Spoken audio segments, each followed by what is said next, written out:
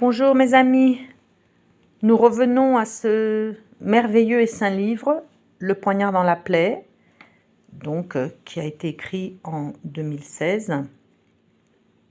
Dans ce livre, je transcris une sainte conversation entre moi et le Seigneur par son Saint-Esprit.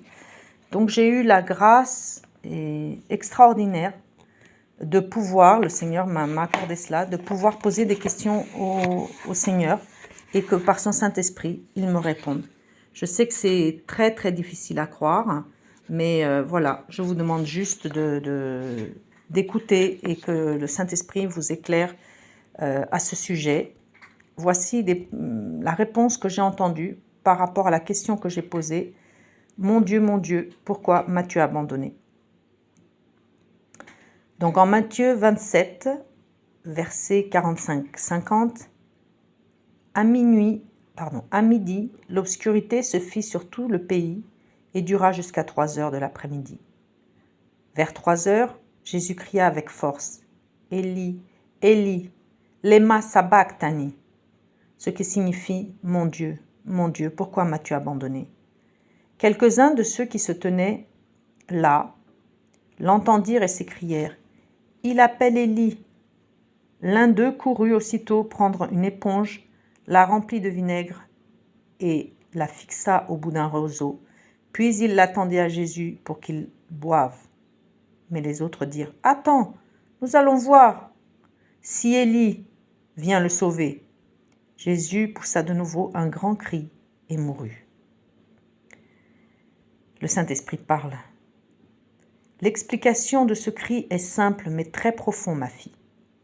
Jésus-Christ, le Fils, est aussi Dieu, mais il n'est pas le Père. Dans son rang de Fils, de sa place de Fils, il crie au secours à son Père, le Créateur. Le cri de celui qui souffre est toujours un cri de solitude. À ce moment-là, Jésus-Christ souffre dans sa chair comme un homme, sa peau est déchirée, ses pieds et ses mains sont cloués, il se hisse pour ne pas mourir étouffé. La douleur est si intense qu'il ne peut plus réfléchir. Ce Jésus-là est en train de montrer aux yeux de l'humanité ce que Dieu le Père voit et comprend de la souffrance humaine, puisqu'il la vit pleinement, complètement, profondément. Lis Ésaïe 13, versets 1-4. Sur une montagne dénudée, dressez un signal, dit le Seigneur. Avertissez à grands cris les guerriers. Faites-leur signe de la main, qu'ils entrent par les portes des volontaires. Je commande moi-même aux hommes qui me sont consacrés. J'ai convoqué mes soldats d'élite, les joyeux champions de mon honneur, pour manifester ma colère. Écoutez ce bruit sur les montagnes. On dirait une foule immense. Écoutez ce grondement de royaumes, de nations rassemblées. Le Seigneur de l'univers passe en revue l'armée qui va combattre. Comprends-tu ces versets? Sur une montagne dénudée, dressez un signal, dit le Seigneur. La mort de Jésus sur la croix, c'est le signal, un signal clair, rattaché aux Écritures de l'Ancien Testament. Je suis celui qui est, c'est-à-dire Dieu. Avertissez à grands cris les guerriers, faites-leur signe de la main, qu'ils entrent par les portes des volontaires. Le cri que Jésus a poussé sur la croix, c'est le signe de ralliement pour les volontaires, les hommes et les femmes prêts à servir Dieu en offrant eux aussi leur corps comme un sacrifice honorable.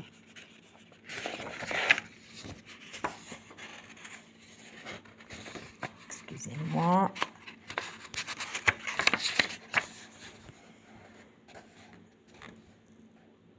Arrête-toi sur « Je commande moi-même aux hommes qui me sont consacrés. J'ai convoqué mes soldats d'élite. » Les soldats d'élite étaient là au pied de la croix, ma fille. C'étaient les disciples, les précieux amis de Jésus-Christ. Ils étaient tous là, assistant, dépourvus de force, à la mort de leur Seigneur. Ils ne pouvaient comprendre ces versets à ce moment-là, tant le contexte de souffrance, de furie, de déchirement intérieur était grand pour eux. Ma colère ici se limite à dénoncer le crime de l'humanité contre Dieu, le péché non repenti. Écoutez ce bruit sur les montagnes, on dirait une foule immense. Écoutez ce grondement de royaumes, de nations rassemblées. Le Seigneur de l'univers passe en revue l'armée qui va combattre. Jésus, par cette mort sur la croix qu'il a choisi d'accomplir librement, a pu rassembler l'armée de combattants qui allaient décider librement de servir Dieu en renonçant à une vie de pécheur pour s'offrir en sacrifice non pour le pardon des péchés, mais pour la libération de la vérité sur la terre, et ceci jusqu'à la fin du monde. L'armée des joyeux champions de mon honneur. Quand Jésus crie « Mon Dieu, pourquoi m'as-tu abandonné ?» il s'adresse ainsi à l'autorité suprême, au Créateur entre les mains de qui il remet sa vie terrestre et se combat de la vie par la mort. Le mot « abandonner » ici est un mot hébreu qui signifie « éloigner »,« rejeter ». Que disent les Écritures ? Psaume 22, versets 20-21. « Mais toi, Seigneur, ne reste pas si loin. Toi qui es ma force, viens vite à mon secours. Sauve-moi d'une mort violente.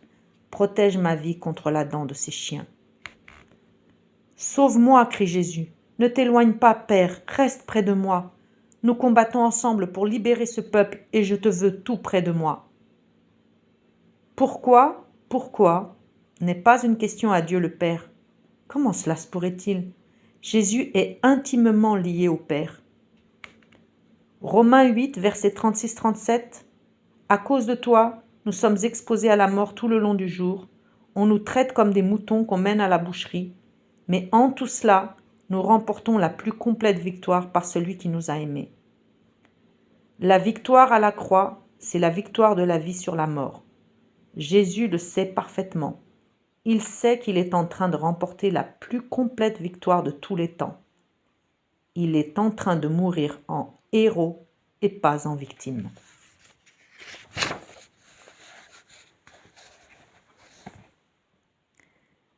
Réfléchir au sens de ces paroles aide à comprendre le partage que ressentait Jésus sur la croix. Je souffre comme un homme pécheur sans avoir péché, et je vis à travers cette souffrance la victoire de l'humanité contre le péché, contre la mort qui mène en enfer pour l'éternité. Ici, le temps ne compte pas. La bataille à la croix, c'est la victoire éternelle de l'amour de Dieu pour ses créatures. Quand Jésus dit au voleur « Aujourd'hui, tu seras avec moi dans le paradis », passage de Luc, chapitre 23, verset 43. Le temps ici s'est arrêté. Aujourd'hui, demain, voire hier, n'a pas de valeur temporelle aux yeux de Dieu, qui est aussi le temps. C'est la victoire de tous les temps, celle de Dieu pour l'humanité. Comment imaginer que Jésus ait pu se sentir abandonné dans ce combat où lui, le Fils et le Père œuvrent ensemble pour libérer les humains du joug de la mort? Ce n'est pas ici une trahison de Dieu le Père envers Jésus le Fils, c'est le cri de souffrance du Fils vers son Père, tant le châtiment qui vient de tomber sur lui est douloureux. Jésus le Fils se transpose comme un homme et meurt à la place des hommes en ressentant une souffrance d'homme. Il crie à Dieu pour toute l'humanité. « Mon Dieu, pourquoi m'as-tu abandonné ?» C'est le cri qui ne devrait plus jamais être adressé par quiconque à Dieu, tant le sacrifice de Jésus à la croix est l'acte salvateur pour toute l'humanité. Il le dit, il le crie, et c'est fini pour tous ceux qui acceptent Jésus comme le Sauveur, leur Sauveur. Cette solitude de l'homme ou de la femme dans la souffrance sur la terre n'aura plus à être vécue. Jésus a accompli l'acte suprême d'amour qui a libéré l'humanité de cette séparation entre Dieu et ses créatures. Tout a été accompli à la croix et fini dans ce cri. Eli, Eli, lema sabachthani.